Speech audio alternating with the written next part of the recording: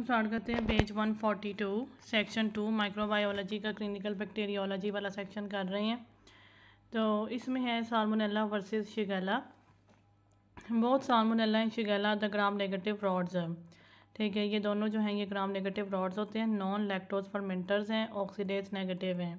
ठीक है, gram negative भी हैं, ऑक्सीडेज नेगेटिव भी हैं और लैक्टोज फर्मेंटर भी नॉन लैक्टोज फर्मेंटर्स हैं। Can invade the GI tract via the M cells of the Peyer patches.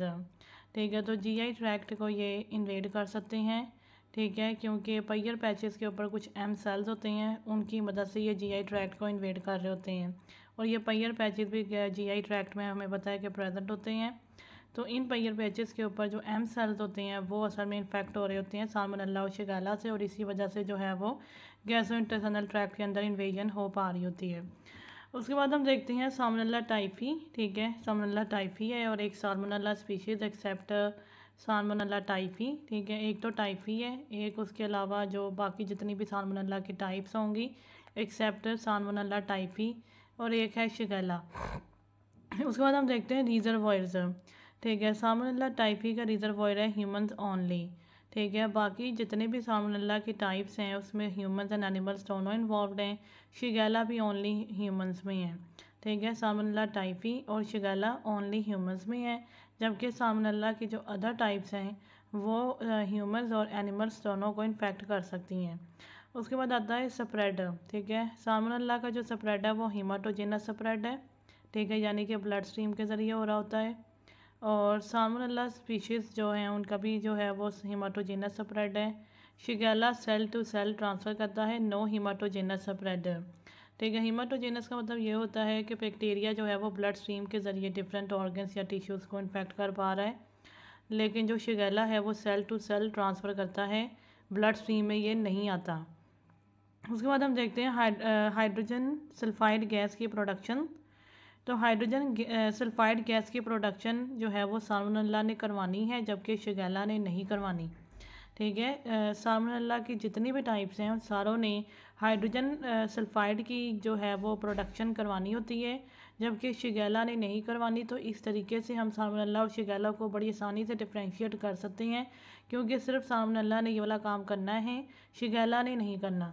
उसके बाद आता है फ्लैजला। फ्लैजला जो है वो साल्मोनेला के ऊपर प्रेजेंट होता है, साल्मोन स्विम। ठीक है, इसका जो है ये निमोनिक है, यहाँ से साल्मोनेला जो है वो उसमें साल्मोन आता है, तो साल्मोन जो है वो स्विम करता है। तो यहाँ से हमें याद रहेगा कि साल्मोनेला के ऊपर जो है वो फ्लैजला प्रेजेंट होगा, जबकि शिगेला के ऊपर नहीं होगा। Virulence factors. साल्मोनेला के जो विरुलेंस फैक्टर्स हैं यानी अटैकिंग फैक्टर्स जो हैं उसमें एंडोटॉक्सिन है, फिर एक इसमें VI कैप्सूल है, प्रोनाउंस TYVI। ठीक है, और साल्मोनेला स्पीशीज़ में भी एंडोटॉक्सिन्स हैं, और शिगेला में एंडोटॉक्सिन और शीगाटॉक्सिन एंट्रोटॉक्सिन है। ठीक है, तो इसमें जो है शिगेला में एंडोटॉक्सिन भी है और शीगाटॉक्सिन दोनों हैं।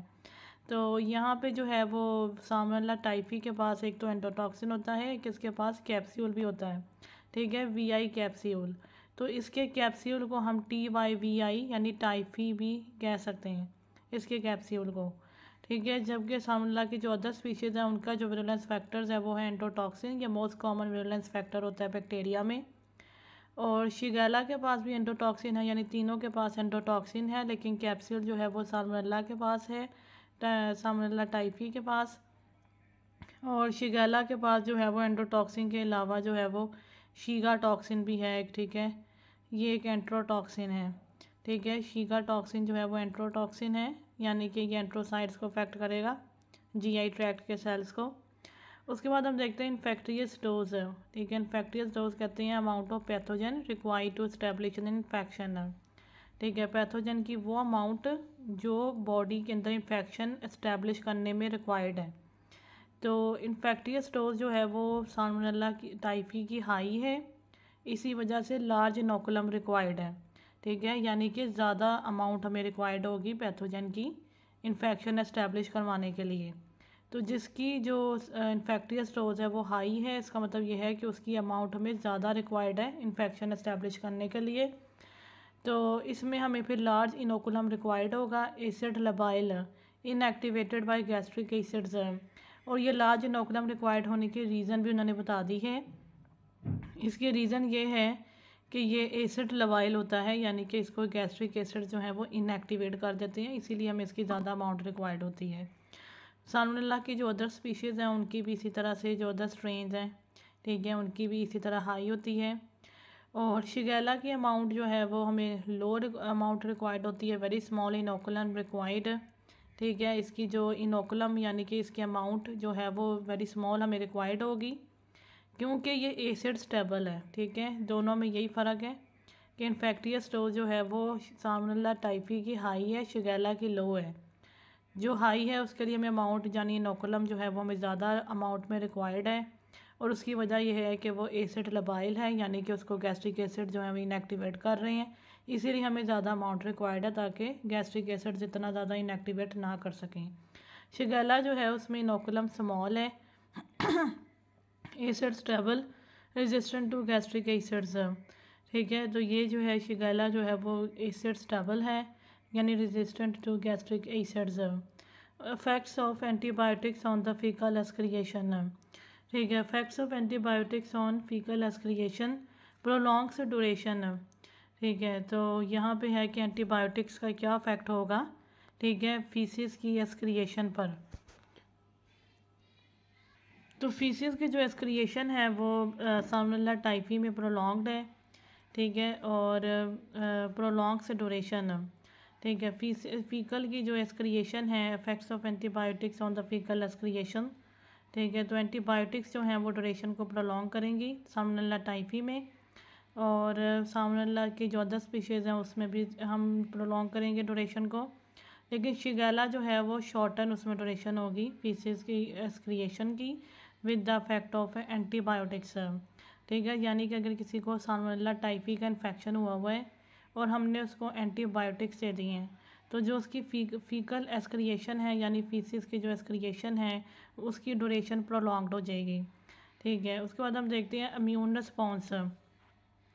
इम्यून रिस्पॉन्स जो है वो साल्मोनेला टाइफी में प्राइमरीली मोनोसाइट्स हैं। ठीक है, मोनोसाइट्स में इम्यून रिस्पॉन्स शो करना है, जबकि साल्मोनेला की अदर स्पीशीज़ में पॉलीमॉर्फोन्यूक्लियर सेल्स, ठीक है, इन डिसेमिनेटेड डिजीज़। ठीक है, ये पॉलीमॉर्फोन्यूक्लियर सेल्स होते हैं उसमें जो है वो डिसेमिनेटेड डिजीज़ में ही आ जाएंगे। ठीक है, इसमें ये न्यूट्रोफिल्स आ रहे होते हैं, और इसमें जो है वो लिम्फोसाइट्स वगैरह आते हैं, ल्यूकोसाइट्स आते हैं इसमें, न्यूट्रोफिल्स और ल्यूकोसाइट्स आएंगे इसमें। ठीक है, प्रीमेरली PMN इन्फिल्ट्रेशन, शिगेला में जो है वो इन्हीं की पॉलीमॉर्फोन्यूक्लियर जो है सेल्स की इन्फिल्ट्रेशन हो जाती है। तो मोनोसाइट्स जो हैं वो साल्मोनेला टाइफी में अफेक्ट कर रहे हैं, बाकी दोनों में PMN नहीं है। GI manifestations. ठीक है, GI मैनिफेस्टेशंस जो हैं वो कॉन्स्टिपेशन फॉरवर्ड बाय डायरिया। ठीक है, ये साल्मोनेला टाइफी में हमने देखा, टाइफी में पहले कॉन्स्टिपेशन और फिर डायरिया है। ठीक है, साल्मोनेला में जो है वो अदर स्पीशीज़ में डायरिया है, पॉसिबली ब्लडी। ठीक है, जो साल्मोनेला टाइफी के अलावा जो स्पीशीज़ होती है उनमें जो ज़्यादा इंपॉर्टेंट होता है वो साल्मोनेला पैराटाइफी होता है। ठीक है, तो वो पैराटाइफी जो है वो अदर में आ जाता है, उसने डायरिया करवाना है और वो पॉसिबली ब्लडी भी हो सकता है। शिगेला ने क्रैम्पी एब्डोमिनल पेन करवानी है। ठीक है, उससे फिर टेनिस्मस होगा, ब्लडी मुकॉइड स्टूल्स, बैसिलरी डायसेंट्री। ठीक है, इसको बैसिलरी डायसेंट्री भी कहते हैं, इसमें ब्लडी मुकॉइड स्टूल्स होंगे। ठीक है, यानी कि उनमें ब्लड भी होगा और उसमें म्यूकस भी होगा, तो वो ब्लडी मुकॉइड स्टूल्स होंगे। ठीक है, उसके बाद है वैक्सीन है। जो साल्मोनेला टाइफी है उसके लिए हम ओरल वैक्सीन यूज़ करते हैं। Oral vaccine contains live attenuated salmonella typhi.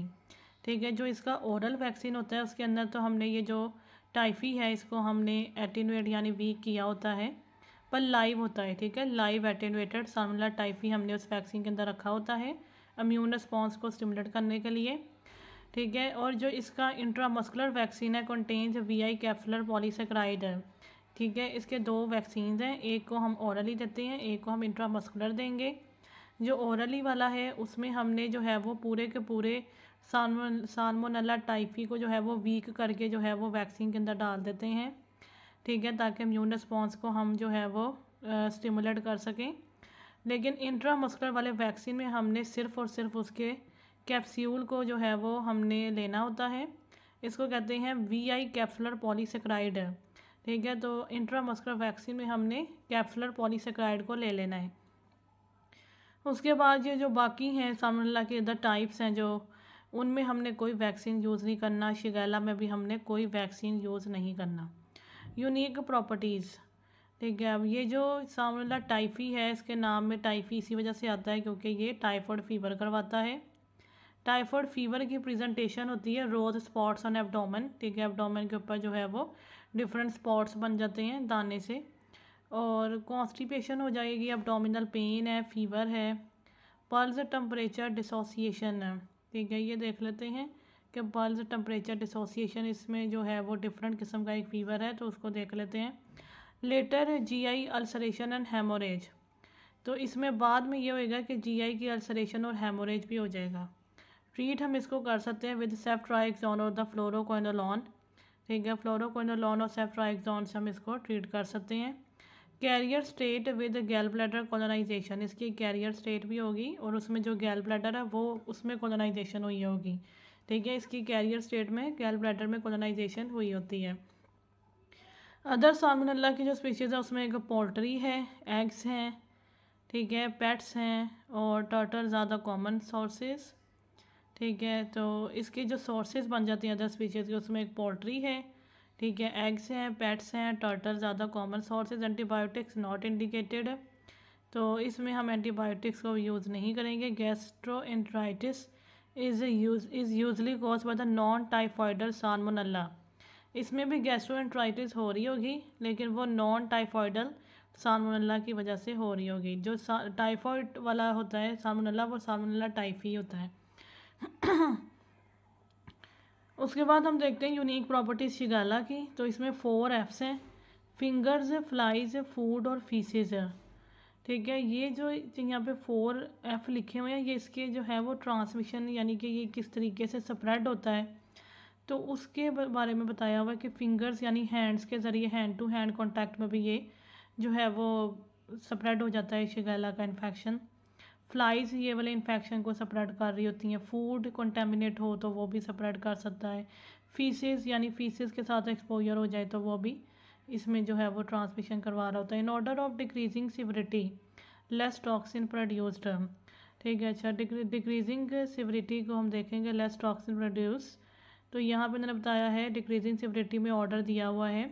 सबसे पहले इसमें जो है वो शिगेला डाइसेंटरियाए है, फिर शिगेला फ्लैक्सनेरी है, फिर शिगेला बॉयडी है और फिर शिगेला सोनी है, ठीक है। यहाँ पे ये इन्होंने जो है वो 4 किस्म के जो हैं वो बताए हुए हैं शिगेला के टाइप्स, ठीक है। और इनकी जो है वो डिक्रीजिंग सिविरिटी यानी सबसे ज़्यादा सिविरिटी जो है वो डाइसेंटराई की है, उससे कम फ्लैक्सनेरी की है, फिर बॉयडी की है और फिर सोनी की है, ठीक है। लेस टॉक्सिन प्रोड्यूस्ड, सबसे ज़्यादा टॉक्सिन जिसका मतलब डाइसेंटरियाई ने प्रोड्यूस करने हैं, उससे कम जो है वो फ्लैक्सनेरी और फिर बॉयडी और फिर Soni.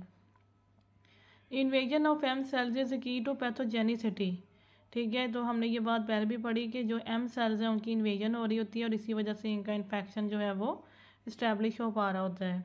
Organisms that produce little toxin can cause disease, ठीक है। जो लिटिल टॉक्सिन प्रोड्यूस करेंगे ऑर्गेनिजम्स वो भी डिजीज़ करवा सकते हैं, क्योंकि हमें पता है कि इनकी इन्फेक्टियस स्टॉक जो है वो लो होती है, यानी हमें ज़्यादा अमाउंट में इनकी रिक्वायरमेंट नहीं होती इन्फेक्शन एस्टैब्लिश करवाने के लिए। उसके बाद है यर्सीनिया एंटेरोकोलिटिका, ग्राम नेगेटिव है, प्लियोमॉर्फिक रॉड, ठीक है। ये प्लियोमॉर्फिक रॉड है यानी इसकी शेप जो है वो उसमें कोई यूनिफॉर्मिटी नहीं है, बदलती रहेगी। कोकोबैसिलस विद बाइपोलर स्टेनिंग, तो हमने देखा कि जो यर्सीनिया एंटेरोकोलिटिका है ये ग्राम नेगेटिव प्लियोमॉर्फिक रॉड है, ठीक है। कोकोबैसिलस भी हो सकता है, या तो ये प्लियोमॉर्फिक रॉड होगा यानी इसकी कोई भी जो है वो सही शेप नहीं होगी, कोई यूनिफॉर्म शेप नहीं होगी, ठीक है। या फिर ये कोकोबैसिलस भी हो सकता है विद बाइपोलर स्टेनिंग, ठीक है। इसकी बाइपोलर स्टेनिंग भी होगी, तो ये चीज़ भी देख लेते हैं। तो यहाँ पे है पल्स टेम्परेचर डिसोसिएशन, ठीक है। इसको स्पिग्मोथर्मिक डिसोसिएशन भी कहते हैं, named after Louisiana physician Jean Charles Faget, ठीक है। Typically for every 1 degree of fever the pulse increases by 10 beats per minute, यानी कि जब 1 डिग्री फीवर इंक्रीज़ होगा तो पल्स भी 10 बीट्स पर मिनट इंक्रीज़ हो जाएगी। When fever is associated with bradycardia it is refer to as the Faget's sign. ठीक है, और जब फीवर जो है वो ब्रेडिकार्डिया के साथ एसोसिएटेड हो तो इसको फेजर्स साइन भी कहते हैं। लेकिन यहाँ पे जो है वो हमने ये देखना था कि पल्स टेम्परेचर डिसोसिएशन जो है वो कैसी होती है। तो यहाँ पे है कि जो पल्स टेम्परेचर डिसोसिएशन है, ठीक है, वो उसका मतलब ये है कि 1 degree increase in fever can cause increase in pulse by 10 beats per minute. ठीक है, और अगर फीवर जो है वो ब्रेडिकार्डिया के साथ एसोसिएटेड हो, यानी कि जो पल्स है वो 60 बीट्स पर मिनट से भी ज़्यादा कम हो, जो कि ब्रेडिकार्डिया है, तो हम इसको फेजर्स साइन कहते हैं। ठीक है, ठीक है, तो अब हम देखेंगे bipolar staining. The bipolar staining is typically described as a characteristic of Yersinia pestis. Yersinia pestis की ये जो है वो एक करेक्टरिस्टिक होती है। However it is important to note that most enterobacteriaceae can have a bipolar staining appearance when found in the clinical specimens. ठीक है, लेकिन उन्होंने कहा है कि ये चीज़ जो है ये हमें बहुत से एंटेरोबैक्टीरियाई में मिल सकती है। ठीक है, when found in the clinical specimens, जब उन्हें क्लिनिकल स्पेसिमेंस में हम फाउंड कर लेते हैं। तो ये बाइपोलर स्टेनिंग जो है इसमें हम देख सकते हैं ये पिक्चर्स में कि जो 2 पोल्स हैं सेल्स के, वहाँ पे जो है वो ज़रा डार्क कलर हुआ हुआ है। ठीक है, जबकि दरमियान में जो है वो पेल कलर है, और साइडों पे जहाँ पे पोल्स होते हैं वहाँ पे जो है वो स्टेनिंग हुई हुई है, डार्क स्टेनिंग हुई हुई है as compare to the rest of the colour of cell. ठीक है, तो ये पिक्चर्स में हमें ये साफ नज़र आ रहा है। तो ये बाइपोलर स्टेनिंग होती है। तो हमने शिगेला जो टाइफी है उसकी प्रॉपर्टीज़ में ये पढ़ा था कि फ़ीवर होता है। ठीक है, और उसमें पल्स टेम्परेचर डिसोसिएशन होती है। तो वो हमने देख लिया कि पल्स टेम्परेचर डिसोसिएशन क्या होती है। ठीक है, और उसके बाद हमने देखा यर्सीनिया एंटेरोकोलिटिका। ठीक है, यहाँ पे हमने देखा कि इसमें बाइपोलर स्टेनिंग है। Usually transmitted from pet faeces. ठीक है, ये जो है ये पेट फीसिस से ट्रांसफ़र हो रहा होता है, जैसे cats and dogs, contaminated milk और पॉर्क। ये पेट के फीसिस से और कॉन्टामिनेटेड मिल्क से और पॉर्क से ट्रांसफ़र होता है। Can cause acute bloody diarrhoea. ठीक है, इससे एक्यूट ब्लडी डायरिया हो सकता है। स्यूडोपेंडिसाइटिस। ठीक है, स्यूडोपेंडिसाइटिस इसको क्यों कह रहे हैं? राइट लोअर एब्डोमिनल पेन, क्योंकि इसमें जो है वो राइट लोअर एब्डोमिनल पेन हो रही होगी ड्यू टू द मेसेंट्रिक एडेनाइटिस और द टर्मिनल आइलियाइटिस। ठीक है, यहाँ पे असल में अपेंडिसाइटिस नहीं हुआ होगा, लेकिन इसकी जो प्रेजेंटेशन है वो हमें अपेंडिसाइटिस जैसी लग रही होगी, इसलिए हमने इसका नाम स्यूडो अपेंडिसाइटिस रख दिया है। यानी कि राइट लोअर एब्डोमिनल पेन हो रही होगी ड्यू टू द मेसेंट्रिक एडेनाइटिस और द टर्मिनल आइलियाइटिस। ठीक है, जो पेन है वो मेसेंट्रिक एडेनाइटिस और टर्मिनल आइलियाइटिस की वजह से हो रही होगी। Reactive arthritis in adults. ठीक है, अब यर्सीनिया एंटेरोकोलिटिका को एक दफ़ा दोबारा देख लेते हैं। ये ग्राम नेगेटिव है, प्लियोमॉर्फिक रॉड है, और इसकी जो शेप यानी कि इसकी शेप में कोई यूनिफॉर्मिटी नहीं होगी। इसके अलावा इसकी शेप कोकोबैसिलस भी हो सकती है। ठीक है, जो कि हमने पहले भी देख ली कि कोकोबैसिलस किस किस्म की शेप होती है। बाइपोलर स्टेनिंग होगी, यानी इसके जो 2 पोल्स हैं वो इसके डार्क स्टेनिंग हुई होगी as compare to the rest of the colour of cell.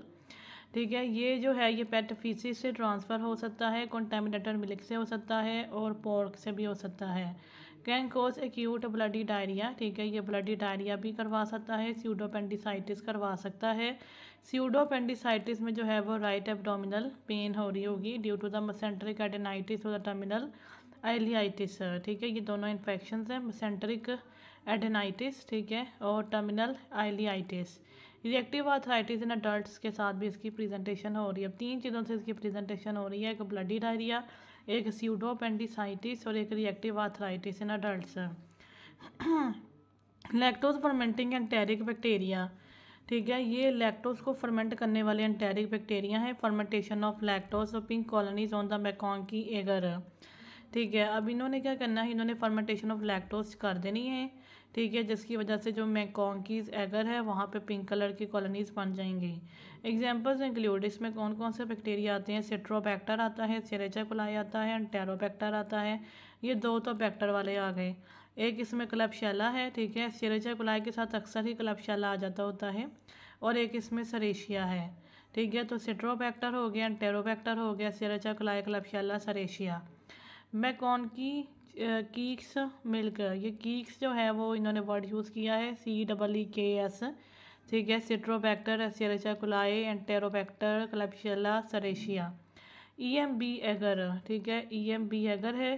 तो ये EMB एगर में क्या है कि lactose fermenters grow as purple black colonies, ठीक है। जो लैक्टोज फर्मेंटर्स है वो मैकॉन्कीज एगर में जो है वो पिंक कलर की कॉलोनीज बनाएंगे, लेकिन EMB एगर में यही वाले जो लैक्टोज फर्मेंटर्स हैं ये पर्पल और ब्लैक कॉलोनीज बनाएंगे।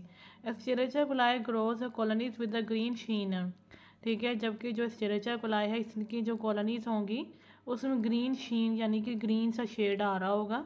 तो ये हमने देख लिया कि एस्चेरिचिया कोलाई की कॉलोनीज का कलर डिफरेंट होगा EMB एगर में, ठीक है। जबकि बाकी लैक्टोज फर्मेंटर्स जो हैं वो पर्पल और ब्लैक कॉलोनीज बनाएंगे EMB एगर में। EMB स्टैंड्स फॉर देख लेते हैं क्या होता है। EMB एगर जो है वो है eosin methylene blue agar. Eosin methylene blue is a selective stain for the Gram negative bacteria, ठीक है। ये एक ग्राम नेगेटिव बैक्टीरिया के लिए एक सेलेक्टिव स्टेन होता है, ठीक है। तो ये है मतलब इसका योसिन मिथाइलिन ब्लू इसको कहते हैं इस एगर को। तो इसमें हमने देखा कि एस्चेरिचिया कोलाई ने जो है वो ग्रीन कलर की कॉलोनीज बनानी है, जबकि बाकी लैक्टोज फर्मेंटर्स ने पर्पल या फिर ब्लैक कलर की कॉलोनीज बनानी होती हैं। इसके बाद हम देखते हैं एस्चेरिचिया कोलाई को। देखिए एस्चेरिचिया कोलाई जो है वो काफ़ी इंपॉर्टेंट बैक्टीरिया है। ये ग्राम नेगेटिव है, इंडोल पॉजिटिव रॉड है, ठीक है। इंडोल भी एक जो है वो एजेंट होता है, तो इंडोल पॉजिटिव है, ग्राम नेगेटिव है। एस्चेरिचिया कोलाई विरुलेंस फैक्टर्स है, तो इसके विरुलेंस फैक्टर्स को देखें तो एक इसमें फिम्ब्रियाई होते हैं, ठीक है। इसके फिम्ब्राई जो हैं वो सिस्टाइटिस और पाइलोनेफ्राइटिस करवा रहे होते हैं, ठीक है। पाइलोनेफ्राइटिस में इसके पिलाई भी इन्वॉल्व होते हैं, ठीक है। के कैप्सूल है इसका, ठीक है। जो इसका कैप्सूल होता है वो निमोनिया करवा रहा है, न्यूनेटल मेनिंजाइटिस करवा रहा है। और लिपोपॉलीसेकेराइड एंटोटॉक्सिन है एक इसका जो सेप्टिक शॉक करवा रहा है, ठीक है। तो हमने यहाँ पे देखा कि इसके 3 विरुलेंस फैक्टर्स हैं। एक इसके पास फिम्ब्रियाई होते हैं, ठीक है। ये फिम्ब्रियाई के ज़रिए जो है वो सिस्टाइटिस यानी ब्लैडर का इन्फेक्शन और पाइलोनेफ्राइटिस यानी किडनी का इन्फेक्शन करवा रहा होता है। लेकिन पाइलोनेफ्राइटिस में इसे फिम्ब्रियाई के साथ पिलाई भी चाहिए होते हैं, ठीक है। एक इसका के कैप्सूल है, ठीक है, वो इसका निमोनिया करवा रहा है, न्यूनेटल मेनिंजाइटिस करवा रहा है, ठीक है। और एक इसका लिपोपॉलीसेकेराइड एंटोटॉक्सिन है, जो लिपोपॉलीसेकेराइड एंटोटॉक्सिन जो है वो सेप्टिक शॉक करवाएगा, ठीक है। लिपोपॉलीसेकेराइड एंटोटॉक्सिन जो है वो सेप्टिक शॉक करवाता है। उसके बाद है इसके स्ट्रेन्स, ठीक है। इसमें एक है एंट्रो इन्वेसिव एस्चेरिचिया कोलाई, ठीक है। Entero invasive Escherichia coli, enterotoxigenic Escherichia coli, ठीक है। एक एंट्रो इन्वेसिव एस्चेरिचिया कोलाई है, एक एंट्रोटॉक्सिजेनिक एस्चेरिचिया कोलाई है, एक एंट्रोपैथोजेनिक एस्चेरिचिया कोलाई है और एक एंट्रो हेमोरेजिक एस्चेरिचिया कोलाई है। तो इन्वेसिव है, टॉक्सिजेनिक है, हेमोरेजिक है, पैथोजेनिक है। इसको हम याद रख सकते हैं PHIT फिट, ठीक है। PHIT, P से हो गया पैथोजेनिक, H से हो गया हेमोरेजिक, I से हो गया इन्वेसिव और T से हो गया टॉक्सिजेनिक। तो पहले देख लेते हैं कि इन्वेसिव एस्चेरिचिया कोलाई ने क्या करना है। Microbe invades intestinal mucosa and causes necrosis and inflammation. तो ये इन्वेसिव वालों ने जो है वो इंटेस्टाइनल म्यूकोजा को इन्वेड कर देना है और वहाँ पे इन्होंने जो है वो नेक्रोसिस और इन्फ्लामेशन करवा देनी है।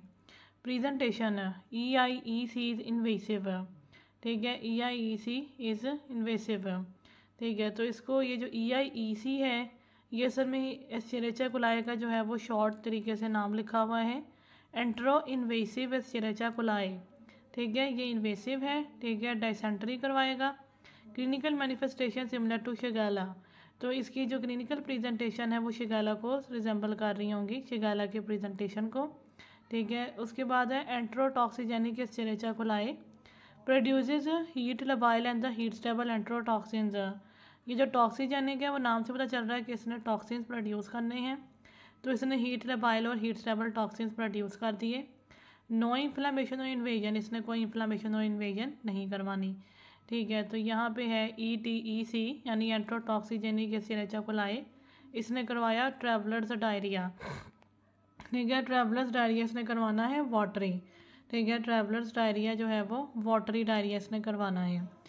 एंट्रोपैथोजेनिक एस्चेरिचिया कोलाई, ठीक है। No toxin produced adheres to the apical surface, flattens villi, prevents absorption, ठीक है। टॉक्सिन कोई भी प्रोड्यूस नहीं होना।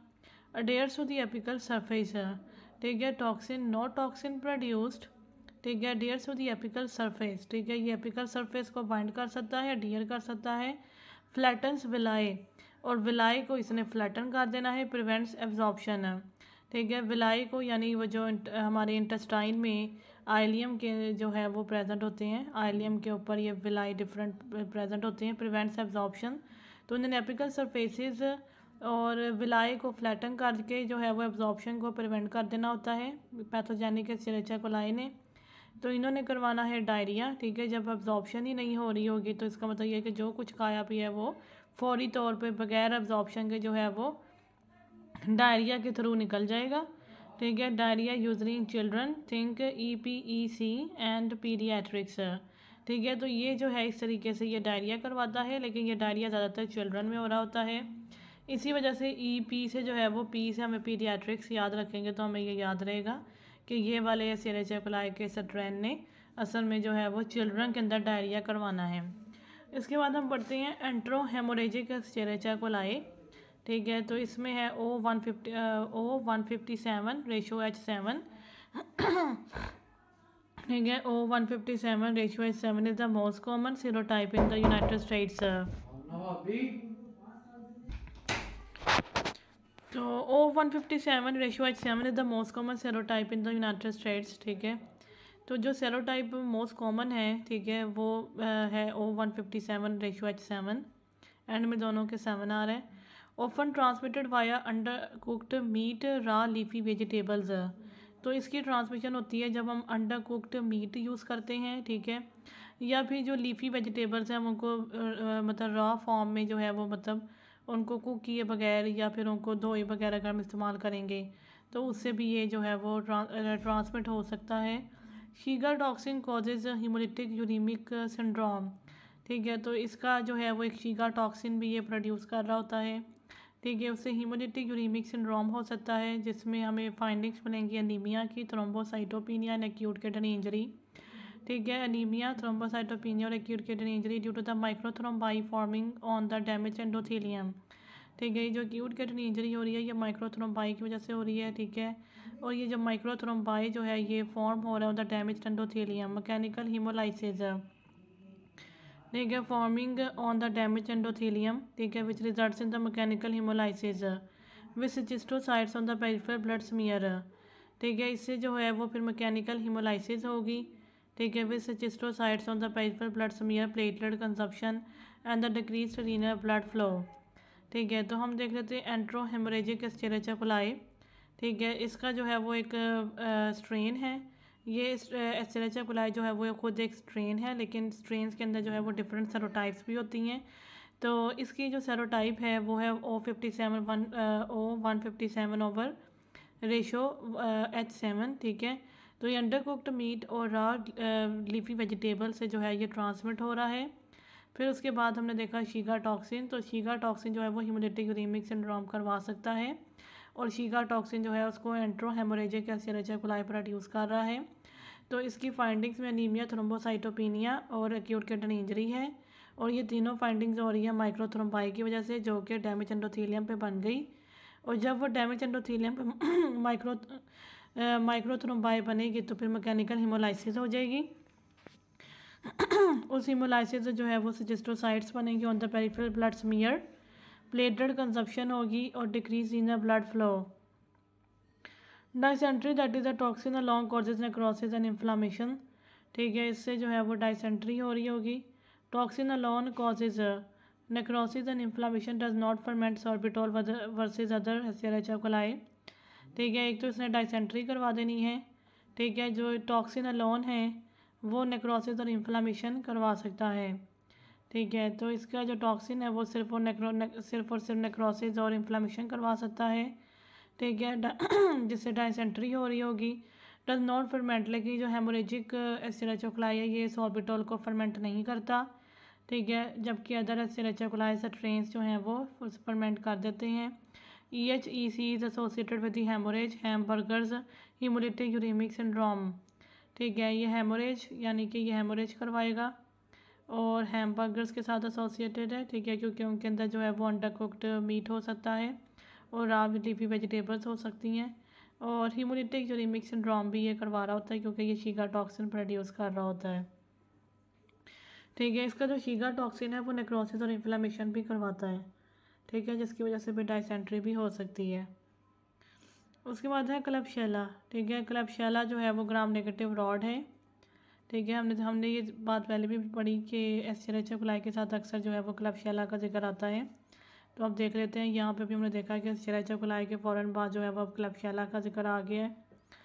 क्लबशेला जो है वो ग्राम नेगेटिव रॉड है, intestinal microbiota that causes lobar pneumonia, ठीक है। ग्राम नेगेटिव रॉड है, intestinal microbiota that causes lobar pneumonia, ठीक है। ये माइक्रोबायोटा का पार्ट होता है, ठीक है। क्लबशेला जो है वो ग्राम नेगेटिव रॉड है और ये हमारी नॉर्मल इंटेस्टाइन के माइक्रोबायोटा का पार्ट होता है, लेकिन ये लोबर निमोनिया करवा सकता है। More common in patients with heavy alcohol use, उन पेशेंट्स के अंदर जो हैवी अल्कोहल यूज़ कर रहे हैं और विद इम्पेयर्ड होस्ट डिफेंसेस, या फिर वो पेशेंट्स जिनके होस्ट डिफेंसेस जो हैं वो इम्पेयर्ड हो गए हैं। वेरी मुकॉइड कॉलोनीज़, ये वाली डायग्राम में हम देख सकते हैं, इसकी कॉलोनीज़ जो हैं वो काफ़ी प्रोमिनेंट हो रही हैं, पिंक कलर की कॉलोनीज़ हैं। Caused by the abundant polysaccharide capsules, ठीक है। और ये जो इसकी कॉलोनीज़ बन रही हैं ये अबंडेंट पॉलीसेक्राइड कैप्सूल्स की वजह से बन रही हैं। इनके पास कैप्सूल्स जो हैं वो बहुत ही ज़्यादा होते हैं। डार्क रेड करंट जेली सपूटम, ठीक है। इन्होंने जो है वो डार्क रेड जो है वो जब ये लोबर निमोनिया करवा देते हैं तो फिर जो सपूटम प्रोड्यूस हो रहा होगा वो डार्क रेड कलर का होगा, ठीक है। करंट जेली जैसा लग रहा होगा, ठीक है, क्योंकि उसमें ब्लड और म्यूकस दोनों मिले होंगे तो वो जेली लाइक भी लग रहा होगा। Also cause of the health care associated UTIs, ठीक है। ये यूटीआई यूरिनरी ट्रैक्ट इन्फेक्शन भी करवा रहा होता है, पर हेल्थ केयर एसोसिएटेड यानी कि वो पेशेंट्स जो हॉस्पिटल में एडमिटेड हैं और उनको हेल्थ केयर मिल रही है उनके अंदर जो है वो यूटीआई भी हो सकता है क्लबशेला की वजह से। Associated with evolution of multi drug resistance, ठीक है। इसमें जो है वो हमें मल्टी ड्रग रेजिस्टेंस भी देखी गई है क्लबशेला में, यानी कि डिफरेंट ड्रग्स को जो है वो रेजिस्ट करना स्टार्ट हो गया है। ABCDEs ऑफ क्लबशेला, एस्पायरेशन निमोनिया, ठीक है। ये जो लोबर निमोनिया करवाता है वो असल में एस्पायरेशन निमोनिया होता है। Abscess in the lungs and liver, ठीक है, डिफरेंट एब्सेसिस करवा सकता है in the lungs and liver. Currant jelly sputum, ठीक है, हमने ये पढ़ा कि dark red currant jelly sputum होता है क्योंकि उसमें ब्लड और म्यूकस मिला होता है। डायबिटीज़ मेलाइटस, ठीक है, क्योंकि इन लोगों के अंदर जो इम्पेयर्ड होस्ट डिफेंस हो जाता है इसी वजह से क्लबशेला फिर इनको इन्फेक्ट करवा रहा होता है। और उसके बाद है ETOH ओवर यूज़, ठीक है। ये इथानॉल यानी अल्कोहल के ओवर यूज़ को उन्होंने कहना चाहा है, क्योंकि जो लोग अल्कोहल ओवर यूज़ करते हैं उनमें भी क्लबशेला का इन्फेक्शन जो है वो आसानी से हो पाता है। इसके बाद हम देखते हैं कैम्पिलोबैक्टर जूजनाए ये भी ग्राम नेगेटिव है, कोमा और एस शेप्ड है, ठीक है। यहाँ पे हमने देखा कि ये कोमा शेप्ड है या फिर एस शेप्ड है विद पोलर फ्लैजला, और इनके एक पोल पर जो है वो फ्लैजला लगा हुआ है। ऑक्सीडेज पॉजिटिव है, grows at 42 degree centigrade. Campylobacter likes a hot camp fire, ठीक है। ये जो है ये हॉट टेम्परेचर पे ग्रो करता है जैसे 42 डिग्री सेंटीग्रेड, तो Campylobacter likes the hot camp fire.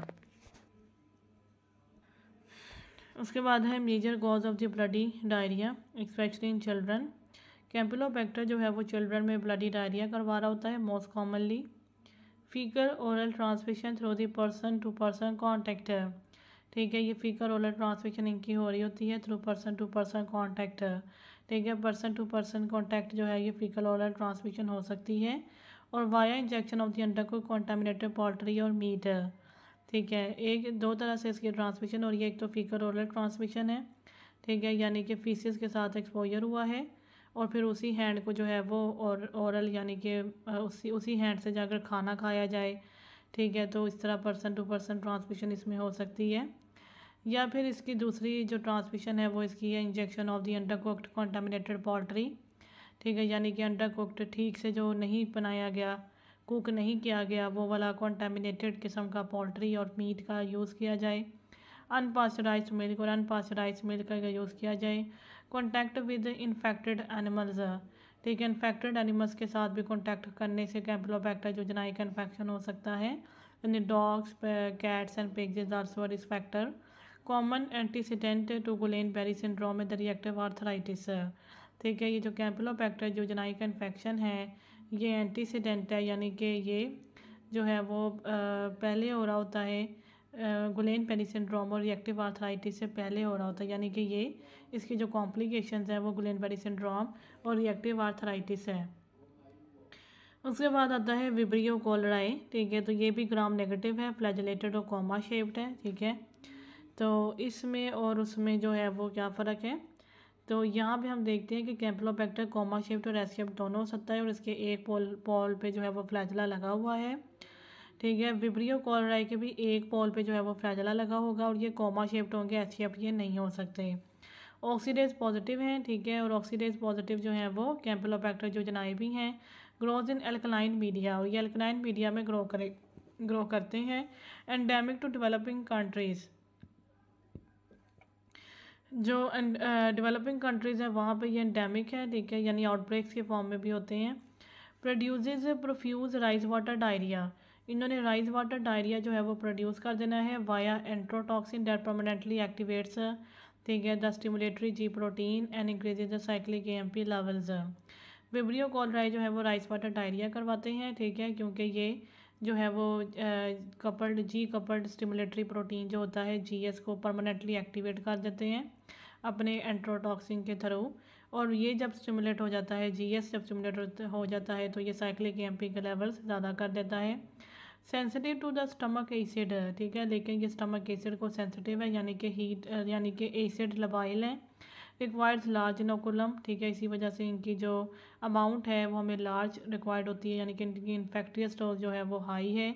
Unless host can decrease the gastric acidity, ठीक है, तब तक जब तक कि होस्ट जो है वो गैस्ट्रिक एसिडिटी को, जब तक कि मतलब होस्ट के अंदर गैस्ट्रिक एसिडिटी डिक्रीज़ ना हो जाए। यानी कि अगर गैस्ट्रिक एसिड स्टमक में ज़्यादा है तो ये विब्रियो कोलराई जो है ये अपना इन्फेक्शन नहीं करवा सकेगा, क्योंकि ये एसिड लबाइल है और जो है वो इसके इन्फेक्शन को इस्टेब्लिश करने के लिए इसी वजह से इसके जो है वो लार्ज अमाउंट हमें रिक्वायर्ड होती है, यानी लार्ज इनोकुलम रिक्वायर्ड होता है। Transmitted via injection of contaminated water और दी अंडरकुक्ड फूड, ठीक है, ये जो विब्रियो कोलराई है ये कॉन्टामिनेटेड वाटर से भी ट्रांसफ़र हो सकता है और साथ में अनकुक्ड जो फूड है उससे भी ये ट्रांसफ़र हो सकता है, जैसे raw shellfish. Treat promptly with the oral dehydration solution, ठीक है, क्योंकि इसने जो राइस वाटर डायरिया करवाना है उसको हमने फौरी तौर पे जो है वो ORS से ट्रीट कर लेना होता है। विब्रियो वुल्निफिकस, ठीक है, वुल्निफिकस, ठीक है, ये इसकी एक और टाइप होती है, ये ग्राम नेगेटिव बैक्टीरिया है। विब्रियो कोलराई है और विब्रियो वुल्निफिकस, ठीक है, दो टाइप्स हैं।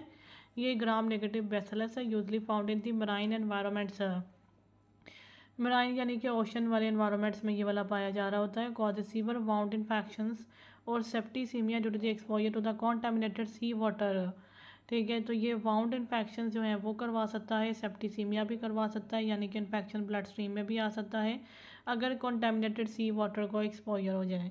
प्रेजेंट्स एट सेलुलाइटिस, ठीक है, सेलुलाइटिस जो है ये करवाता है कि that can progress to the necrotizing fasciitis in high risk patients. पहले सेलुलाइटिस होगा, ठीक है, जो कि स्किन का इन्फेक्शन है, फिर नेक्रोटाइजिंग फैसियाइटिस होगा, ठीक है, यानी कि जो स्किन की लेयर्स होती हैं उसमें जो है वो एब्सेस बन जाती है नेक्रोटाइजिंग फैसियाइटिस में, और इन हाई रिस्क पेशेंट्स, ठीक है, कनेक्टिव टिश्यू के अंदर जो है वो नेक्रोसिस हो जाती है नेक्रोटाइजिंग फैसियाइटिस में। हाई रिस्क पेशेंट्स में ऐसा करेगा, specially those with liver diseases, उन लोगों में जिनमें पहले से कोई ना कोई लिवर डिजीज़ है, जैसे सिरोसिस और हीमोक्रोमाटोसिस।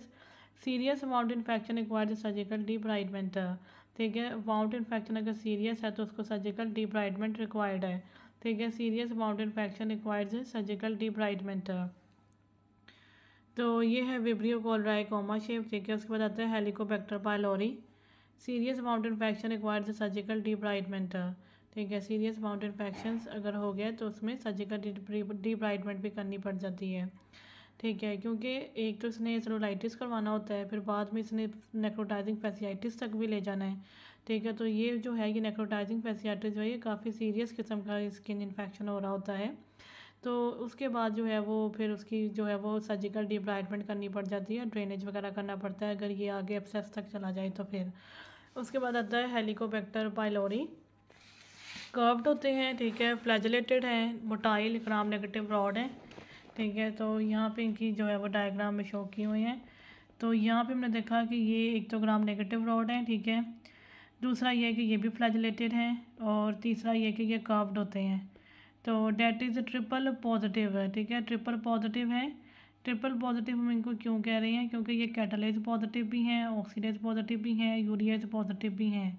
जितने हमने ये पढ़े हुए हैं अभी तक कैटालेज सिवाय कोगुलेज के, ठीक है, कैटालेज का हमने पढ़ा था, ऑक्सीडेज पढ़ा, यूरिएज हमने पढ़ा, तो ये सारे के सारे को जो है वो उसमें पॉजिटिव हो जाता है ये, ठीक है। Can use urea breath test और the faecal antigen test for diagnosis, इसलिए हम इसकी जो डायग्नोसिस है उसमें यूरिया ब्रेथ टेस्ट और फीकल एंटीजन टेस्ट जो है वो इसकी डायग्नोसिस में यूज़ कर लेते हैं, ठीक है। यूरिया ब्रेथ टेस्ट में क्या होगा कि जो ब्रेथ है उसमें यूरिया जो है वो हमें मिल रहा होगा, तो इसमें जो है वो फीकल एंटीजन टेस्ट में हमें फीसेस में इसका एंटीजन मिलेगा। यूरिएज प्रोड्यूसेस अमोनिया, ठीक है, यूरिएज ने अमोनिया प्रोड्यूस करना होता है, creating an alkaline environment, ammonia जो है वो अल्कलाइन एनवायरनमेंट बना देगा, which helps Helicobacter pylori survive in acidic mucosa, ठीक है। उस अल्कलाइन एनवायरनमेंट की वजह से फिर ये एसिडिक म्यूकोजा में सर्वाइव कर रहे होते हैं। Colonizes mainly antrum of the stomach, ठीक है, ये एंट्रम ऑफ द स्टमक में फिर कॉलोनाइज कर लेते हैं।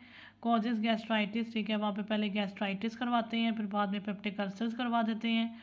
इनके पेप्टिक अल्सर जो है वो स्पेशली ड्यूडनल होते हैं, ठीक है, यानी कि ज़्यादातर ये ड्यूडनम में अपने जो है वो अल्सर्स बना पा रहे होते हैं। Risk factor for the peptic ulcer disease, ठीक है, रिस्क फैक्टर फॉर दी यानी कि पेप्टिक अल्सर डिजीज़ तक ये लेकर जा सकते हैं।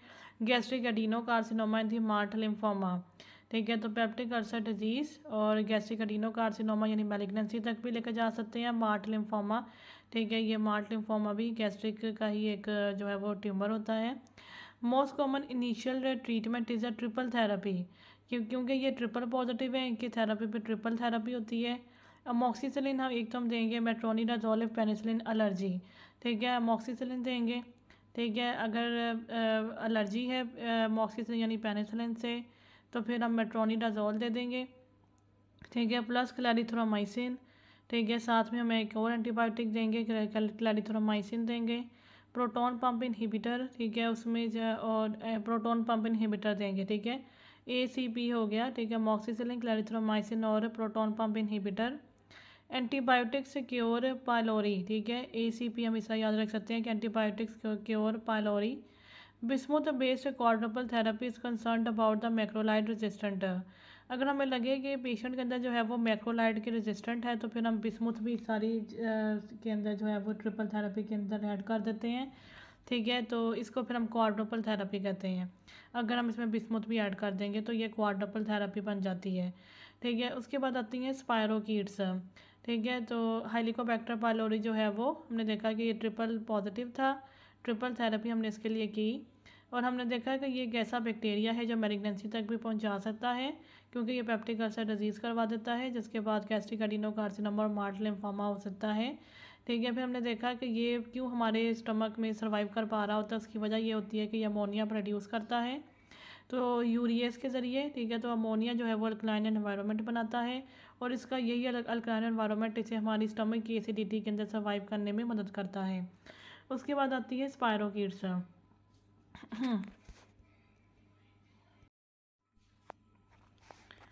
स्पायरोकीट्स हैं, ठीक है, these are the spiral shaped bacteria, जो कि ए डायग्राम में भी मैंने शो किया हुआ है, ठीक है। तो ये जो है इनकी ये डिफरेंट स्पाइरल्स की फॉर्म यानी ट्विस्टिंग फॉर्म में जो है वो नज़र आ रहे हैं, विद एक्सिल फिलामेंट्स, ठीक है, इनके फिलामेंट्स होते हैं, कुछ एक्सिल फिलामेंट्स उन्हें कहते हैं।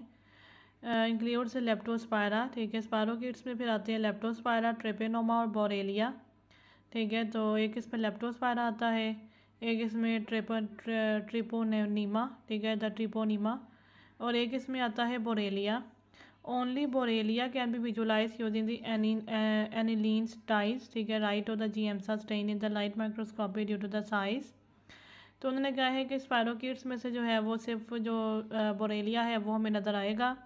अगर हम एनिलीन डाइज यूज़ करेंगे तो एनिलीन डाइज में एक आता है राइट स्टेन्स और एक इसमें जीएमसा स्टेन आता है। In light microscopy due to size Treponema is visualize the dark field microscopy, ठीक है। जो ट्रिपोनीमा है वो डार्क फील्ड माइक्रोस्कोपी में नज़र आ सकता है और डायरेक्ट फ्लोरेसेंट एंटीबॉडी माइक्रोस्कोपी में भी नज़र आएगा। लिटिल ट्विलिंग बैक्टीरिया, ठीक है, लिटिल ट्विलिंग बैक्टीरिया, ठीक है। तो हमने देखा कि स्पायरोकिड्स हैं, स्पायरोकिड्स जो है उसमें स्पायरल शेप्ड बैक्टीरिया होता है, ठीक है, एक्सियल फिलामेंट्स होते हैं। इसमें लेप्टोस्पायरा है, ट्रिपोनीमा है, बोरेलिया है, ठीक है। और बोरेलिया जो है वो हमें सिर्फ बोरेलिया इनमें से जो है वो हमें जीएमसा स्ट्रेन और राइट स्ट्रेन में नज़र आ सकता है, ठीक है, ड्यू टू इट्स साइज़, ठीक है। इसका साइज़ थोड़ा सा बड़ा होता है ताकि नज़र आ सके, ठीक है। और ये जो राइट स्ट्रेन और जीएमसा स्ट्रेन है ये दोनों एडेनिन स्ट्रेन्स हैं, ठीक है। उसके बाद आता है ट्रिपोनीमा। ट्रिपोनीमा जो है वो हमें डार्क फील्ड माइक्रोस्कोपी में नज़र आ सकेगा और the direct fluorescent antibody microscopy, ठीक है, डार्क फील्ड माइक्रोस्कोपी और the direct fluorescent antibody microscopy, direct fluorescent antibody microscopy. उसके बाद आता है लाइम डिजीज़, ठीक है। तो लाइम डिजीज़ जो है वो कॉज बाय द बोरेलिया बुर्गडॉर्फेरी, ठीक है, ये बोरेलिया बुर्गडॉर्फेरी की वजह से होने वाली डिजीज़ होती है, which is transmitted by the Ixodes deer tick, ठीक है। ये एक टिक के ज़रिए जो है वो ट्रांसफ़र हो रही होती है। उस टिक की शक्ल इन्होंने दिखाई हुई है ए वाले डायग्राम में। Also vector for the Anaplasma and the protozoa बेबीसिया।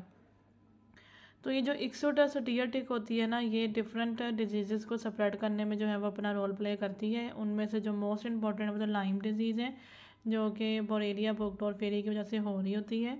लेकिन इसके अलावा भी जो है वो बहुत सी डिजीज़ के लिए रिस्पॉन्सिबल है, क्योंकि ये एनाप्लाज्मा, ठीक है, एनाप्लाज्मा को जो एनाप्लाज्मा के डिफरेंट टाइप्स हैं उनको स्प्रेड करने में और प्रोटोजोआ बेबीसिया को ट्रांसफ़र करने में भी अपना रोल प्ले करती है। Natural reservoir is the mouse, ठीक है, इसका जो अपना रिजर्वॉयर है वो है माउस, ठीक है। यानी कि ये डिजीज़ लाइम डिजीज़ जो है वो माउस के साथ एसोसिएटेड है। Deer are essential to tick life cycle but do not harbour Borrelia, ठीक है। टिक के लाइफ साइकिल के लिए जो है वो डियर यानी कि वो भी रिक्वायर्ड होता है, एसेंशियल होता है, बट डू नॉट हार्बर, ठीक है, लेकिन वो बोरेलिया को हार्बर नहीं करता। Common in the north eastern United states, ठीक है, नॉर्थ ईस्टर्न यूनाइटेड स्टेट्स में ये कॉमन है। स्टेज 1 और स्टेज 2 और स्टेज 3, तो 3 स्टेजेस होते हैं लाइम डिजीज़ के। सबसे पहले इसका होता है एक अर्ली स्टेज, ठीक है, अर्ली लोकलाइज्ड, ठीक है, एरिथेमा मिग्रेंस, ठीक है। स्टेज 1 में क्या है कि ये अर्ली लोकलाइज्ड है, ठीक है, यानी कि अर्ली स्टेज में जो है वो ये लोकलाइज्ड रहेगा। और एरिथेमा माइग्रेंस, ठीक है, टिपिकल बुल्स आई कॉन्फ़िगरेशन, ये इन्होंने जो है वो एरिथेमा माइग्रेंस इसको कहते हैं, इसको बुल्स आई कॉन्फ़िगरेशन भी कह सकते हैं। तो ये बी वाली डायग्राम इन्होंने शो की हुई है।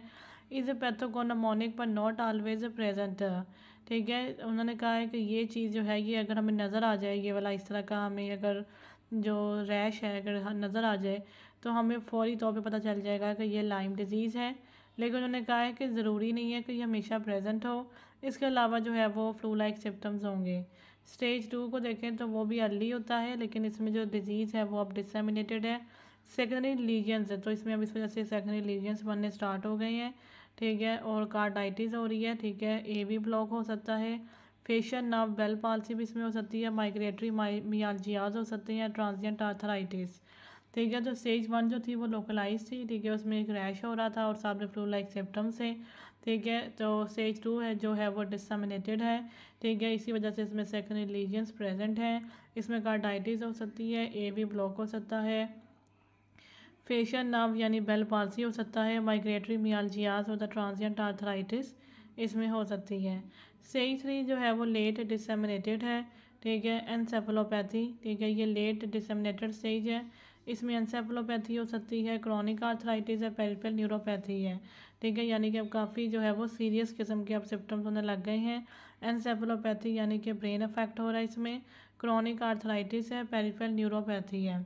A key Lyme pie to the face, ठीक है, a key Lyme pie to the face, face में आता है facial nerve palsy, typically bilateral, arthritis है, कार्डिक ब्लॉक है, एरिथेमा माइग्रेंस है, ठीक है। तो इसमें एक तो फेशियल नर्व पाल्सी हो सकती है, आर्थराइटिस हमने देखा कि होता है इसमें, कार्डिक ब्लॉक भी हो सकती है और एरिथेमा माइग्रेंस, ठीक है, जो है वो इसके स्पेसिफिक बुल्सआई कॉन्फ़िगरेशन को हम कह रहे होते हैं। ट्रीटमेंट इसमें है डॉक्सीसाइक्लिन, फर्स्ट लाइन ट्रीटमेंट है, मॉक्सिसिलिन जो है वो प्रेग्नेंट पेशेंट्स में देंगे, children less than 8 year old में देंगे। सेफ्ट्राइक्सोन of the intravenous therapy required है, ठीक है, और सेफ्ट्राइक्सोन हम देंगे कि हमने इंट्रावीनस थेरेपी करनी है, ठीक है। तो डॉक्सीसाइक्लिन फर्स्ट लाइन ट्रीटमेंट है, फिर एक इसमें अमॉक्सिसिलिन है। अमॉक्सिसिलिन हम देंगे प्रेग्नेंट पेशेंट्स को, चिल्ड्रन को लेस दैन 8 ईयर्स ओल्ड को, ठीक है। और सेफ्ट्राइक्सोन हम तब देंगे कि हमने इंट्रावीनस थेरेपी करनी है, यानी कि इंट्रावीनसली हमने अगर एंटीबायोटिक देनी है तो हमें सेफ्ट्राइक्सोन देनी चाहिए। वैसे ही अगर देनी है, ऑरली देनी है, तो डॉक्सीसाइक्लिन और अमॉक्सिसिलिन से काम बन जाएगा। तो इसमें यह है कि जो लाइम डिजीज़ है वो हमने देखा कि ये जो है वो इसमें जो है वो एक टिक है, उसका रोल है इसको ट्रांसफ़र करने में, और वही टिक जो है वो एनाप्लाज्मा और प्रोटोजोआ बेबीसिया को ट्रांसफ़र करने में भी रोल प्ले करती है। तो ये जो नेचुरल रिजर्वोयर है वो इसका माउस है, बोरेलिया का, ठीक है। बोरेलिया का नेचुरल रिजर्वोयर माउस है, और डियर जो है वो टिक की लाइफ के लिए रिक्वायर्ड है, ठीक है। वो बोरेलिया की लाइफ के लिए रिक्वायर्ड नहीं है। टिक जो है वो उसकी लाइफ साइकिल के लिए हमें डियर रिक्वायर्ड है, ठीक है। लेकिन डियर जो है उसमें बोरेलिया हार्बर नहीं होता, यानी कि बोरेलिया जो है वो डियर के अंदर नहीं आएगा। उसके बाद है लेप्टोस्पायरा इंटेरोगेंस, ठीक है। स्पायरोकीट है ये भी, with hook shaped ends found in the water contaminated with the animal urine, ठीक है। लेप्टोस्पायरा इंटेरोगेंस जो है वो एक हुक शेप्ड है, ठीक है। ये भी एक स्पायरोकीट है, हुक शेप्ड है, ठीक है। और ये हमें उस वाटर में मिलता है जो कि एनिमल यूरिन से कॉन्टेमिनेट हुआ होता है। लेप्टोस्पायरोसिस एंड व्हील डिजीज़, अब इसमें दो बीमारियां करवानी हैं, एक इसमें लेप्टोस्पायरोसिस है और एक व्हील डिजीज़ है।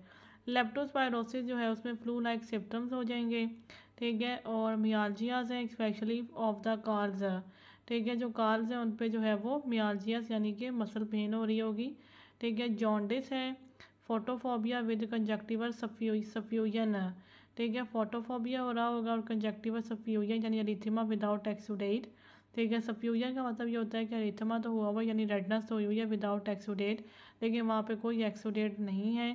Prevalent among surfers and in tropics, ठीक है। ट्रॉपिक्स में और सर्फर्स में ये ज़्यादा होता है, फॉर एग्जांपल इन हवाई, ठीक है। तो यहाँ पे ट्रॉपिक्स जो हैं वो बहुत ज़्यादा होते हैं, ठीक है। इस वजह से इस रीजन में ये ज़्यादा लेप्टोस्पायरोसिस ज़्यादा पाई जाती है। व्हील डिजीज़, व्हील डिजीज़ को हम जो है वो एक टेरो हेमोरेजिक लेप्टोस्पायरोसिस भी कहते हैं, ठीक है। एक tarot haemorrhagic leptospirosis, sewer form with jaundice and azotaemia from the liver and kidney dysfunction, fever, haemorrhage and anaemia, ठीक है। व्हील डिजीज़ है, ठीक है। व्हील डिजीज़ में जो है वो एक टेरो हेमोरेजिक लेप्टोस्पायरोसिस हो जाती है, ठीक है। इसमें जो है वो एक टेरो हेमोरेजिक लेप्टोस्पायरोसिस हो सकती है। सीवर फॉर्म है, ठीक है। इसकी जो सीवर फॉर्म होगी उसमें जॉन्डिस हो रहा होगा और एजोथीमिया यानी कि किडनी का जो है वो इसमें इन्फेक्शन हो जाता है, ठीक है। तो इसमें जो वो ब्लड यूरिया नाइट्रोजन लेवल्स वगैरह ज़्यादा होने लगते हैं, क्रेटिनाइन का लेवल ज़्यादा हो जाता है एजोथीमिया में। तो जॉन्डिस भी इसमें हो रहा है from the liver and kidney dysfunction, jaundice जो है वो लिवर के डिसफंक्शन से हो रहा है, और एजोथीमिया जो है वो किडनी के डिसफंक्शन से हो रहा है, और फीवर इसमें हो सकता है, हेमोरेज एंड एनीमिया भी इसमें होता है। तो हमने देखा कि जो लेप्टोस्पायरा इंटेरोगेंस है, ठीक है, ये जो है ये contaminated water with animal urine में पाया जाता है, और इसने लेप्टोस्पायरोसिस करवानी है और एक व्हील डिजीज़ करवानी है।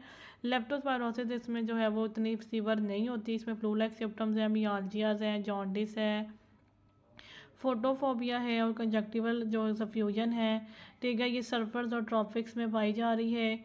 व्हील डिजीज़ जो है वो ज़्यादा सीवर होती है क्योंकि इसमें किडनी और लीवर डिसफंक्शन हो जाता है, इस वजह से जॉन्डिस हो रहा होता है और एजोटीमिया हो रहा होता है, फीवर, हेमोरेज और अनीमिया, ठीक है। इसमें फीवर, हेमोरेज और अनीमिया भी होता है। उसके बाद आता है syphilis, it is caused by the spirochaete, ठीक है। साइफिलिस भी एक स्पायरोकीट से होती है, उसका नाम है ट्रिपोनिमा पैलिडम, ट्रीटमेंट इसकी होती है पेनिसिलिन जी, ठीक है। अब जो साइफिलिस है उसके डिफरेंट स्टेजेस होते हैं, एक प्राइमरी साइफिलिस है, सेकेंडरी साइफिलिस है, एक टर्शरी साइफिलिस है, और एक कॉन्जेनिटल साइफिलिस जो है वो कॉन्जेनिटल फॉर्म ऑफ साइफिलिस को कहते हैं। तो यहाँ पे हम देखते हैं कि ये ट्रिपोनिमा पैलिडम की वजह से होती है, और इसके ट्रीटमेंट जो है वो पेनिसिलिन जी है।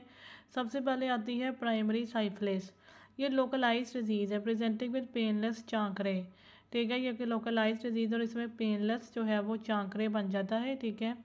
Use fluorescent to the dark field microscopy to visualize treponemes in fluid from chancre. तो अगर हमने देखना है कि जो है वो प्राइमरी साइफिलिस जो है उसको अगर हमने डायग्नोस करना है तो हम फ्लोरिसेंट और डार्क फील्ड माइक्रोस्कोपी जो है वो यूज़ करते हैं, ताकि हम चांकरे जो है उसके फ्लूइड के अंदर जो है वो ट्रिपोनिम्स को विजुअलाइज कर सकें। तो ये ए वाली डायग्राम हम देख रहे हैं कि यहाँ पे जो है वो डार्क फील्ड माइक्रोस्कोपी की गई है। इसका बैकग्राउंड डार्क होता है। तो डार्क फील्ड माइक्रोस्कोपी करके जो है वो हमने एक चांकरे जो है वो एक इसमें जो है वो एक जो है वो स्पॉट बन जाता है। ठीक है, तो उसके ऊपर जो है वो फ्लूइड होता है, उसके अंदर चांकरे के अंदर जो फ्लूइड होता है उस फ्लूइड को हमने जो है वो उसके ऊपर डार्क फील्ड माइक्रोस्कोपी की, तो हमें ट्रिपोनिम्स जो हैं वो यहाँ पे नज़र आ रहे हैं। तो VDRL positive in 80% of patients है। ठीक है, ये होता है वेनेरियल डिजीज़ रिसर्च लेबोरेटरी। ठीक है, ये एक स्पेसिफिक टेस्ट होता है साइफिलिस को देखने के लिए। ये सिर्फ और सिर्फ साइफिलिस के लिए यूज़ होता है और ये पॉजिटिव होगा इन अप्रॉक्सीमेटली 80% ऑफ पेशेंट्स है। उसके बाद हम देखते हैं सेकेंडरी साइफिलिस। ठीक है, इसमें जो है वो डिससेमिनेटेड डिजीज़ है, यानी अब लोकलाइज नहीं रही। इसी वजह से इसमें अब कॉन्स्टिट्यूशनल सिम्टम स्टार्ट हो गए हैं। मैक्यूलोपेपुलर रैश हो गया है इंक्लूडिंग पाम्स एंड सोर्स। कॉन्डिलोमेटा लाटा, ठीक है, वो जो पेनलेस चांकरे था वो अब कॉन्डिलोमेटा लाटा बना देगा, जो कि smooth painless what like white lesions होता है उनका जेनिटल्स। ठीक है, जो चांकरे होता है वो पेनलेस होता है, पर जो कॉन्डिलोमेटा लाटा होगा वो स्मूथ होगा। ठीक है, पेनलेस होगा ये भी, और ये what like white lesions on genitals.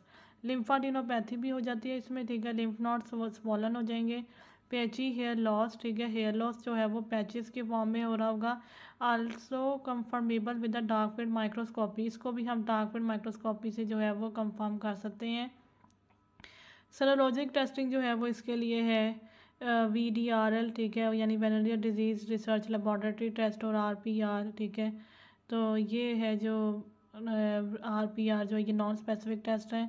Confirm diagnosis with the specific test, ठीक है, वो है FTA-ABS। ठीक है, इसको देख लेते हैं। Secondary syphilis is equal to systemic, इसमें सारे सिस्टेमिक सिम्टम्स जैसे लिम्फाडिनोपैथी हो रही है, कॉन्स्टिट्यूशनल सिम्टम्स हो रहे हैं। ठीक है, फिर इसमें जो है वो चांकरे जो है वो अब नहीं रहा, अब कॉन्डिलोमेटा लाटा बन गया है। ठीक है, अब जो चांकरे होता है ना वो जो सबसे फर्स्ट स्टेज जो है वो साइफिलिस के उसमें बनता है, और वो फर्स्ट लीजन होता है। अगर उसके साथ हमें कॉन्डिलोमेटा लाटा भी मिलने लग जाए जो कि वाट लाइक होता है और वाइट कलर का लीजन होता है ऑन जेनिटल्स। ठीक है, तो यहाँ पे डी वाली डायग्राम इन्होंने जो है वो शो भी किया हुआ है कि ये किस तरह का दिखेगा। तो ये वाला लीजन अगर बन जाए तो इसको कॉन्डिलोमेटा लाटा कहते हैं। ठीक है, और उसके बाद लिम्फाडिनोपैथी है, पैची हेयर लॉस है, आल्सो कंफर्मेबल। ठीक है, अब सेरोलॉजिक टेस्टिंग इसके देख लेते हैं। एक तो इसमें वही वाली वेनेरियल डिजीज रिसर्च लेबोरेटरी है और एक RPR है।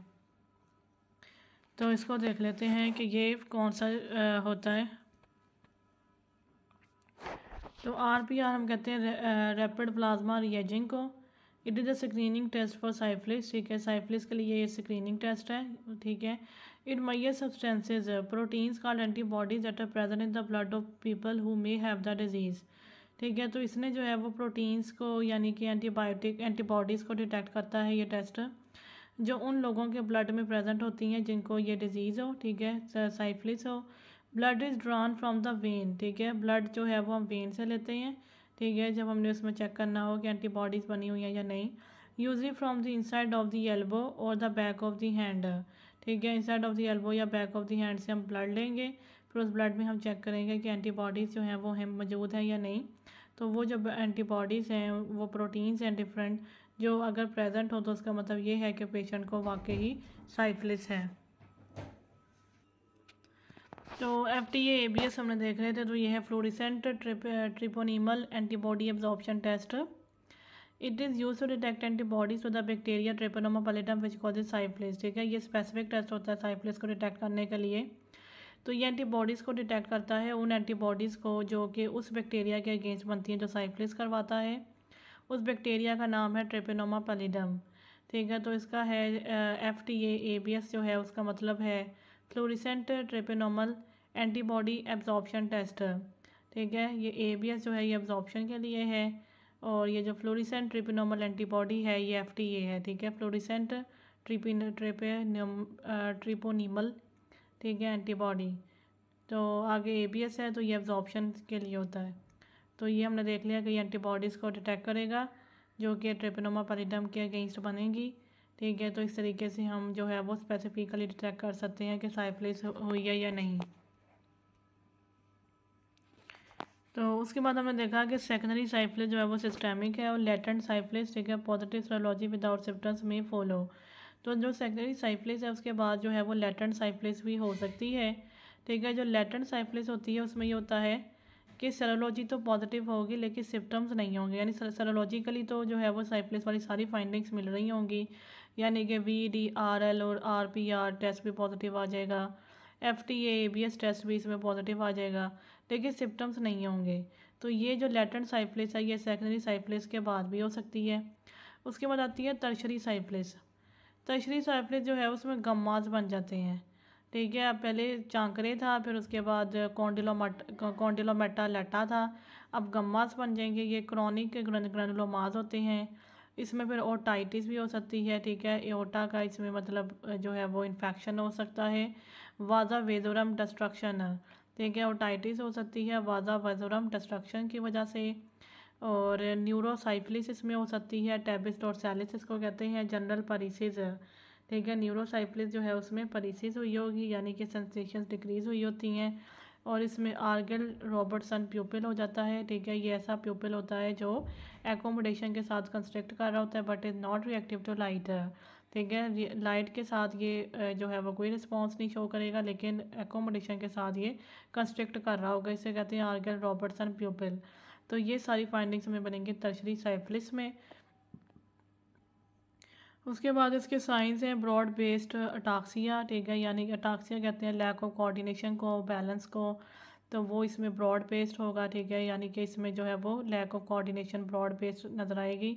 पॉजिटिव रोम्बक साइन इसमें मिलेगा, ठीक है। और चारकॉर्ड जॉइंट, ठीक है। स्ट्रोक विदाउट हाइपरटेंशन, ठीक है, और स्ट्रोक होगा विदाउट हाइपरटेंशन, हाइपरटेंशन के बगैर ही। फॉर न्यूरोसाइफिलिस, ठीक है, न्यूरोसाइफिलिस के लिए test spinal fluid with VDRL। Neurosyphilis का अगर हमें लगे कि शायद पेशेंट को न्यूरोसाइफिलिस है तो फिर हमने उसके स्पाइनल फ्लूइड को जो है वो लेना है और उसके स्पाइनल फ्लूइड के अंदर हमने चेक करना है कि ये VDRL venereal disease research laboratory test उसमें परफॉर्म करेंगे। फिर इसमें fluorescent treponemal antibody absorption test भी परफॉर्म कर सकते हैं। फिर उसमें पॉलीमरेज चेन रिएक्शन भी कर सकते हैं। तो इस तरीके से हमने जो है वो डायग्नोसिस इसमें बनानी है न्यूरोसाइफिलिस के केस में। तो टर्शरी साइफिलिस जो है वो न्यूरोसाइफिलिस तक भी जा सकती है। न्यूरोसाइफिलिस जो है उसको हम टेबिस डोर्सालिस कहते हैं और इसमें जनरल परीसिस हुई होती है।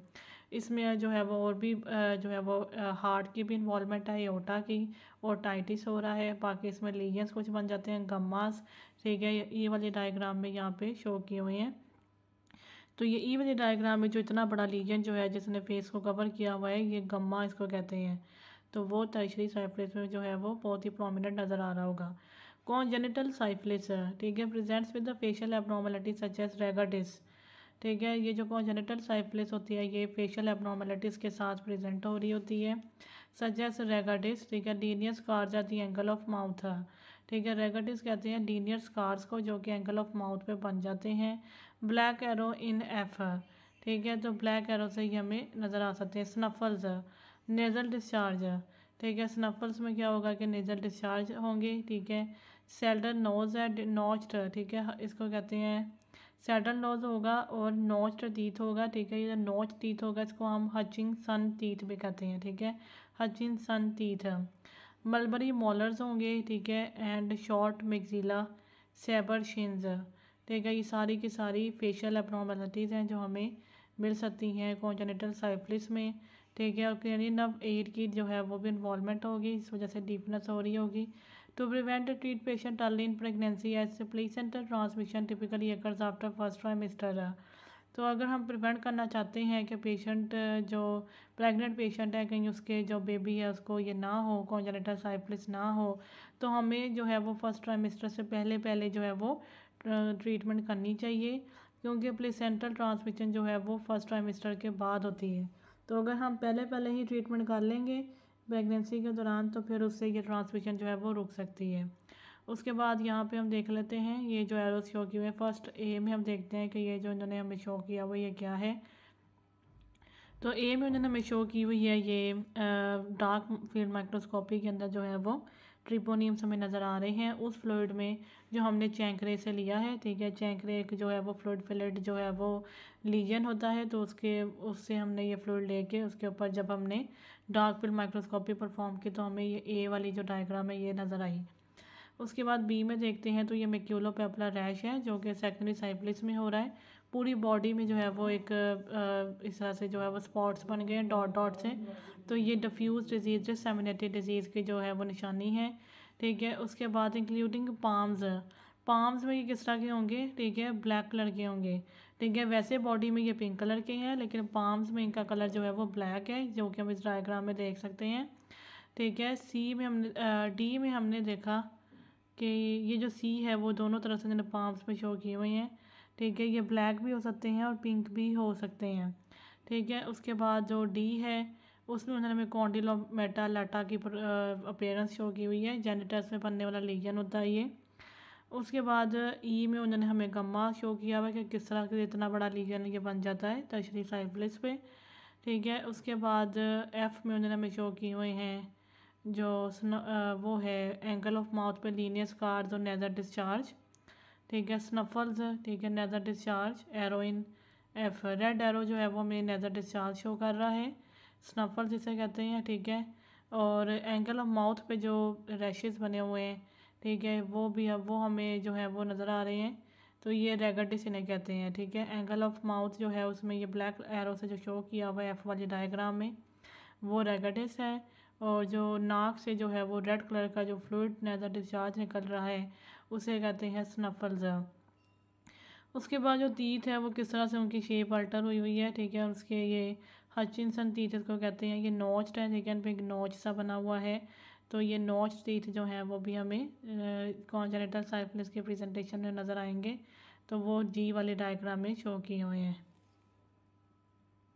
उसके बाद आता है डायग्नोसिंग साइफिलिस, ठीक है। हम साइफिलिस को किस तरह से जो है वो डायग्नोस कर सकते हैं, तो इसमें जो है वो VDRL and PR detects non specific antibody that reacts with beef cardiolipin, ठीक है। तो डायग्नोसिंग में हम देखेंगे कि एक तो venereal disease research laboratory and rapid plasma reagent detects non specific antibody, ठीक है। एक ऐसी एंटीबॉडी को डिटेक्ट करेंगे जो कि बीफ कार्डियोलिपिन के साथ रिएक्ट करती है, ठीक है, बीफ कार्डियोलिपिन के साथ रिएक्ट करेगी। Quantitative inexpensive and widely available test for syphilis, ठीक है। तो क्वांटिटेटिव और इनएक्सपेंसिव है और widely available test for syphilis, sensitive पर नॉन स्पेसिफिक, ठीक है। तो ये जो VDRL और RPR है ये क्वांटिटेटिव है, इनएक्सपेंसिव है, ठीक है, और रेडली अवेलेबल होता है फॉर साइफिलिस, ठीक है, और ये सेंसिटिव है पर ये स्पेसिफिक नहीं है। नॉन ट्रिपेनॉर्मल टेस्ट, ठीक है, जो नॉन ट्रिपेनॉर्मल टेस्ट होते हैं VDRL और RPR revert to the negative after treatment, ठीक है। तो ये जो है वो नॉन ट्रिपेनॉर्मल टेस्ट है और ये जो है वो आफ्टर ट्रीटमेंट नेगेटिव हो जाएंगे। Direct treponemal test results will remain positive, ठीक है। इनको मतलब टेस्ट को उन्होंने दो कैटेगरीज में डिवाइड किया हुआ है, एक तो नॉन ट्रिपेनॉर्मल टेस्ट है और एक डायरेक्ट ट्रिपेनॉर्मल टेस्ट है। तो जो नॉन ट्रिपेनॉर्मल टेस्ट है उसमें VDRL और RPR आ रहा है, इसका मतलब ये नहीं है कि इन्होंने ट्रेपेनोमा को जो है वो डिटेक्ट नहीं करना, ये नॉन ट्रेपेनोमल इसलिए इसको कहा गया है क्योंकि ये नेगेटिव हो जाते हैं आफ्टर ट्रीटमेंट, ठीक है। यानी कि ट्रीटमेंट के बाद जब ट्रेपेनोमा जो है वो नहीं रहता तो ये भी जो है वो नेगेटिव हो जाते हैं। Direct treponemal test results will remain positive, जबकि जो डायरेक्ट ट्रेपेनोमल टेस्ट हैं वो पॉजिटिव ही रहेंगे, ठीक है। False positive results on the VDRL with, ठीक है, VDRL में फॉल्स पॉजिटिव रिजल्ट्स भी आ सकते हैं। अभी हमने देखा कि VDRL जो टेस्ट होता है वो सेंसिटिव है लेकिन स्पेसिफिक नहीं है, यानी कि ये और चीज़ों पे भी पॉजिटिव आ सकता है, ज़रूरी नहीं है कि ये सिर्फ साइफिलिस पे पॉजिटिव आए। तो जिन चीज़ों पे ये पॉजिटिव आ सकता है वो है प्रेगनेंसी, वायरल इन्फेक्शन जैसे एब्स्टीन पार वायरस और हिपेटाइटिस, ड्रग्स में क्लोरप्रोमाजीन और प्रोकेनामाइड, ठीक है, प्रेगनेंसी है, वायरल इन्फेक्शन है, ड्रग्स हैं, र्यूमेटिक फीवर है, ठीक है, और इसमें जो है वो ल्यूपस है, anti cardiolipin antibody and leprosy, ठीक है। तो हम डायग्नोस कर रहे थे साइफिलिस को, तो यहाँ पे अब चार्ट आ गया है, उसमें एक सीरोलॉजिक टेस्टिंग है और एक डायरेक्ट टेस्टिंग है, ठीक है। तो एक डायरेक्ट टेस्टिंग होती है इसमें और एक सीरोलॉजिक टेस्टिंग है। सेरोलॉजिक टेस्टिंग उन्होंने डिवाइड कर दिया नॉन ट्रेपेनॉर्मल पे और ट्रेपेनॉर्मल पे। जो नॉन ट्रेपेनॉर्मल है वो नॉन स्पेसिफिक है लेकिन सेंसिटिव होते हैं। इसमें एक तो आ गया RPR और एक आ गया VDRL। और ट्रेपेनॉर्मल जो स्पेसिफिक है उसमें तो एक FTA-ABS आ गया और एक TPPA आ गया। तो ये TPPA को देख लेते हैं। और डायरेक्ट टेस्टिंग में अगर हम देखें तो इसमें एक तो डार्क फील्ड माइक्रोस्कोपी और एक PCR है। ठीक है, तो यहाँ पे इसी तरह हमने देखा, अब दोबारा से पढ़ लेते हैं कि VDRL और PRP जो है वो नॉन स्पेसिफिक एंटीबॉडी टेस्ट होते हैं। ठीक है, जो कि बीफ कार्डियोलिपिंग के साथ भी रिएक्ट कर जाएंगे। क्वांटिटेटिव इनएक्सपेंसिव और वर्ल्डली अवेलेबल टेस्ट होते हैं, सेंसिटिव होते हैं लेकिन स्पेसिफिक नहीं होते। जो नॉन ट्रेपेनॉर्मल है वो नेगेटिव जो है वो हो जाते हैं, revert to negative after treatment. लेकिन जो डायरेक्ट ट्रेपेनॉर्मल टेस्ट है, ठीक है, जो डायरेक्ट वाले हैं जिसमें डार्क माइक्रोस्कोपी है और PCR है, उन्होंने हमेशा हमेशा पॉजिटिव रहना है। अगर एक दफ़ा किसी को साइफिलिस हो गई तो उसका टेस्ट करवाया तो उसका बाद में भी कभी टेस्ट करवाएंगे तो पॉजिटिव ही आएगा। False positive results on the VDRL with, ठीक है, तो उसके बाद उन्होंने बताया कि तो यहाँ भी है कि VDRL जो है वो फॉल्स पॉजिटिव भी आ सकता है प्रेगनेंसी में, वायरल इन्फेक्शन, एब्सिन पर वायरस हेपेटाइटिस में, ड्रग्स क्लोरप्रोमाजीन और प्रोकेनामाइड र्यूमेटिक फीवर में और ल्यूपस में। ठीक है, ल्यूपस और लेप्रोसी में भी। ल्यूपस में क्या होता है कि एंटी कार्डियोलिपिन एंटीबॉडी होती है। ठीक है, ल्यूपस में क्या होगा, एंटी कार्डियोलिपिन एंटीबॉडी होगा, तो उसमें भी VDRL जो है वो पॉजिटिव आ सकता है।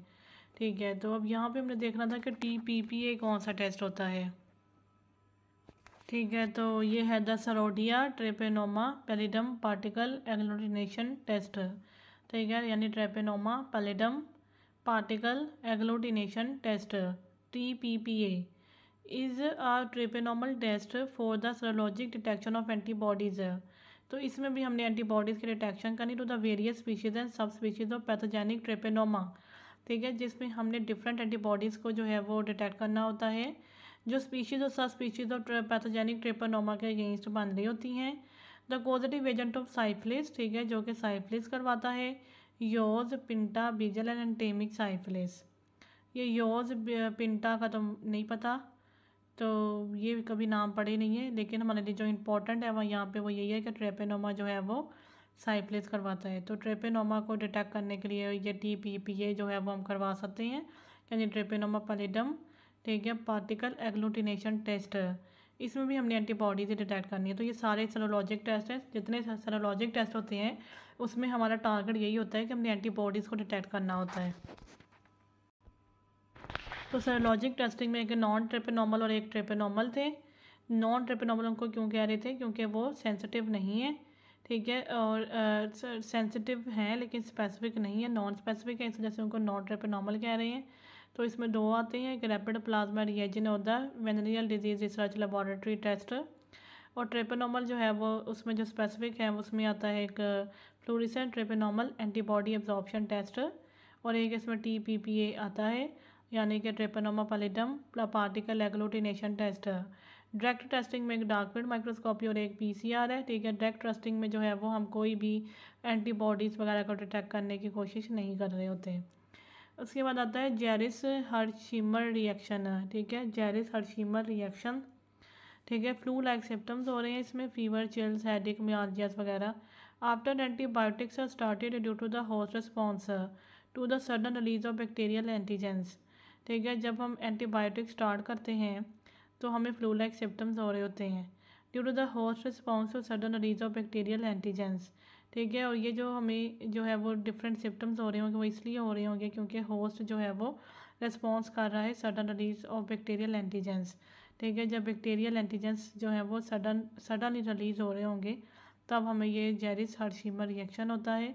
Usually occurs during treatment of spirochaetal infections, और ये ज़्यादातर तब होता है जब हम स्पायरोकीटल इन्फेक्शंस यानी कि लाइम डिजीज़ और साइफिलिस के ट्रीटमेंट कर रहे थे तब ये होता है। तो इसमें ये होता है कि जब हम एंटीबायोटिक्स को यूज़ करेंगे तो हमें बजाय ट्रीटमेंट अच्छा होने के, बेहतर होने के, सिचुएशन और ज़्यादा वर्स्ट लगना शुरू हो जाती है, क्योंकि हमें फ्लू लाइक सिम्टम्स और फीवर और हेडेक और ये सब कुछ हमें स्टार्ट हो जाता है। और ये सब में इसलिए हो रहा होता है क्योंकि होस्ट रिस्पॉन्स हो रहा होता है बैक्टीरियल एंटीजेंस के रिलीज़ होने की वजह से। ठीक है, तो वो एंटीजेंस जो कि सडनली रिलीज़ हो रहे होते हैं usually occurs during treatment of spirochaetal infections. ठीक है, और ये हो रहा होता है स्पाइरोकीटन इन्फेक्शंस की ट्रीटमेंट के दौरान। तो स्पाइरोकीटन इन्फेक्शंस जो है उसमें एक तो लाइम डिजीज़ आती है और एक इसमें साइफिलिस आती है। ठीक है, उसके बाद आता है क्लैमिडियाई। ठीक है, the Chlamydiae can not make their own ATP. ठीक है, क्लैमिडियाई जो है वो अपनी एटीपी खुद नहीं बना सकते। ठीक है, they are obligate intracellular organisms. इस वजह से ये जो है ये ऑब्लिगेट इंट्रासेलुलर ऑर्गेनिजम्स हैं। ठीक है, ये ऑब्लिगेट हैं क्योंकि ये अपनी एटीपी नहीं बना सकते, तो ये कम्प्लीटली रिलाई कर रहे होते हैं होस्ट पे। ठीक है, डेट कोज म्यूकोजल इन्फेक्शंस, और ये म्यूकोजल इन्फेक्शंस करवा रहे होते हैं। इसकी टू फॉर्म्स है, एक एलिमेंट्री बॉडी है और एक इसमें रेटिकुलेट बॉडी है। एलिमेंट्री बॉडी जो है वो स्मॉल है और डेंस है, इज इन्फेक्टियस। ठीक है, इन्फेक्टियस होती है, enters cell via endocytosis transforms into reticulate body. ठीक है, इसके टू फॉर्म्स होती हैं कि इसकी जो है वो एलिमेंट्री बॉडी होती है और एक इसकी जो है वो रेटिकुलेट बॉडी होती है। ठीक है, एक एलिमेंट्री बॉडी और एक रेटिकुलेट बॉडी है। एलिमेंट्री बॉडी जो है वो स्मॉल होती है और डेंस होती है। ठीक है, तो ये इन्फेक्टियस होती है, ये सेल के अंदर एंटर होती है वाया एंडोसाइटोसिस। ठीक है, इन्फेक्टियस बॉडी है, ये सेल के अंदर एंटर हो रही है वाया एंडोसाइटोसिस। ठीक है, एंडोसाइटोसिस के ज़रिए इसने सेल के अंदर एंटर हो जाना है, ट्रांसफॉर्म्स इनटू रेटिकुलेट बॉडी। ठीक है, और फिर उसने जो है वो सेल के अंदर एंडोसाइटोसिस के ज़रिए जाने के बाद इसने जो है वो रेटिकुलेट बॉडी में ट्रांसफ़र हो जाना है, ट्रांसफॉर्म हो जाना है। Reticulate body replicates in the cell by fission. फिर एक फिशन जो है वो एक प्रोसीजर होता है बैक्टीरिया में, ठीक है, मल्टीप्लिकेशन का, तो उसके ज़रिए जो है वो रेटिकुलेट बॉडी जो है वो रेप्लिकेट होने लग जाएगी सेल के अंदर। रीऑर्गेनाइजेज इनटू एलिमेंट्री बॉडी, और फिर इसने दोबारा से जो है वो अपने आप को एलिमेंट्री बॉडी में रीऑर्गेनाइज कर लेना। इस तरह से जो क्लैमिडिया है वो डिफरेंट स्टेजेस ऑफ लाइफ में जो है वो कभी जो है ये एलिमेंट्री बॉडी बन जाएगा, तो कभी ये रेटिकुलेट बॉडी बन जाएगा। एलिमेंट्री बॉडी जो है वो इन्फेक्टियस होगी और enters cell by the endocytosis transforms into reticulate body. ठीक है, और रेटिकुलेट बॉडी जो है वो सेल के अंदर रेप्लिकेट करेगी, ठीक है, बाय द फिशन, और उसके बाद अपने आप को दोबारा से जो है वो एलिमेंट्री बॉडी में रीऑर्गेनाइज कर लेगी। Chlamydia trachomatis causes neonatal and the follicular adult conjunctivitis है। ठीक है, जो क्लैमिडिया ट्रैकोमैटिस है वो neonatal and the follicular adult conjunctivitis करवा सकता है। ठीक है, तो यहाँ पे ये जो ए डायग्राम है जो हमें शो किया हुआ ये कंजक्टिवाइटिस है। ठीक है, तो इसने जो है वो डिफरेंट फॉलिकुलर जो है वो करवाए, फॉलिकल्स बनाए हुए हैं। ठीक है, हम देख रहे हैं कंजक्टाइवा के ऊपर जो है वो फॉलिकल्स बिल्कुल डॉट डॉट से येलो कलर के जो हैं वो बने हुए हैं, तो इसको फॉलिकुलर कंजक्टिवाइटिस कहते हैं। ठीक है, और ये न्यू नेटल में भी ये करवा सकते हैं। ठीक है, लेकिन फॉलिकुलर वाली जो फॉर्म है ना वो स्पेशली अडल्ट में मिलेगी। ठीक है, नॉन गोनोकोकल यूरेथ्राइटिस, ठीक है, यूरेथ्राइटिस करवाते हैं ये, यानी यूरेथ्रा का इन्फेक्शन करवा देते हैं। पेल्विक इन्फ्लामेटरी डिजीज़ ये करवा सकते हैं, और रिएक्टिव आर्थराइटिस भी ये करवाते हैं। क्लैमिडोफिला निमोनियाए एंड क्लैमिडोफिला सेटेची। ठीक है, ये जो इसकी दो और मतलब टाइप्स होती हैं, एक इसमें क्लैमिडोफिला है निमोनियाए और एक क्लैमिडोफिला सेटेची है कॉज एटिपिकल निमोनिया। तो ये जो निमोनियाए वाले और सेटेची वाली टाइप्स हैं उन्होंने एटिपिकल निमोनिया करवा देना है, ट्रांसमिटेड बाय एरोजोल से जिसकी ट्रांसमिशन हो रही होगी। ठीक है, अब यहाँ पे अब तक हमने ये देख लिया है कि क्लैमिडा जो है उसकी 3 स्ट्रेन्स हैं। ठीक है, एक तो क्लैमिडा ट्रैकोमैटिस है, उसने जो है वो न्यूनेटल और अडल्ट का जो है वो फॉलिकुलर कंजक्टिवाइटिस करवा दिया है। ठीक है, इसके अलावा इसने यूरेथ्राइटिस और पेल्विक इन्फ्लामेटरी डिजीज़ और रिएक्टिव आर्थराइटिस करवा देना है। जबकि क्लैमिडोफिला सेटेची और क्लैमिडोफिला न्यूमोनियाए ने एटिपिकल निमोनिया करवा देना है, जो कि एरोजोल के ज़रिए ट्रांसफ़र हुआ होगा। Chlamydia cell wall lacks classic peptidoglycan. इनकी जो सेल वॉल होती है उसमें पेप्टिडोग्लाइकैन नहीं होता, क्योंकि इनके पास म्यूरामिक एसिड जो कि पेप्टिडोग्लाइकैन की सिंथेसिस में जो रोल प्ले करता है, इसके जो स्ट्रक्चर है उसमें रोल प्ले करता है, वो इनके पास बहुत ही रिड्यूस्ड है। ठीक है, muramic acid rendering beta lactam antibiotics ineffective. अब बीटा लैक्टम एंटीबायोटिक्स तो वो हैं जिन्होंने पेप्टिडोग्लाइकैन के म्यूरामिक एसिड वगैरह पे अफेक्ट करना होता था, तो जब वही इसके अंदर नहीं होंगे तो ये बीटा लैक्टम एंटीबायोटिक्स जो हैं वो इस पर अफेक्ट नहीं कर सकेंगी। क्लैमीज, ठीक है, is equal to cloak intracellular. ठीक है, ये निमोनिक है ताकि हम याद रख सकें कि जो क्लैमिडा होता है वो ऑब्लिगेट इंट्रासेलुलर ऑर्गेनिज्म है। ठीक है। उसके अलावा इसमें सेटैची हैज़ एन एवियन रिजर्वॉयर, ठीक है। जो सेटैची है वो पैरट्स में होता है, कॉजेज एटिपिकल निमोनिया, ठीक है। ये पैरट्स में जो है वो एटिपिकल निमोनिया करवाता है। इसका रिजर्वॉयर पैरट है, ठीक है। ये पैरट के अंदर भी जो है वो अपनी रेप्लिकेशन वगैरह कर सकता है।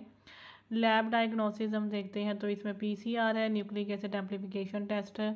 Cytoplasmic inclusion that is reticulate bodies are seen the GMS of the fluorescent antibody stained smear, ठीक है। तो साइटोप्लाज्मिक इंक्लूजन्स, ठीक है, हमें नज़र आ जाएंगी, यानी कि हमें साइटोप्लाज्म के अंदर जो है वो कुछ इंक्लूजन्स नज़र आएंगे जो असल में रेटिकुलेट बॉडीज़ होंगी, और वो हमें जीएमसा और फ्लोरेसेंट एंटीबॉडी स्टेन्ड स्मीयर में नज़र आएंगे, जीएमसा में और फ्लोरेसेंट में नज़र आएंगे, फ्लोरेसेंट एंटीबॉडी स्टेन्ड स्मीयर। तो इन दो जो स्टेनिंग तकनीक्स है उसके ज़रिए हम देख सकते हैं हमें साइटोप्लाज्म के अंदर जो है वो रेटिकुलेट बॉडीज़ जो हैं वो नज़र आ जाती हैं। ट्रीटमेंट हम इसकी करते हैं एजिथ्रोमाइसिन के ज़रिए, favoured because one time treatment, और डॉक्सीसाइक्लिन है, एजिथ्रोमाइसिन है, ठीक है, और डॉक्सीसाइक्लिन है।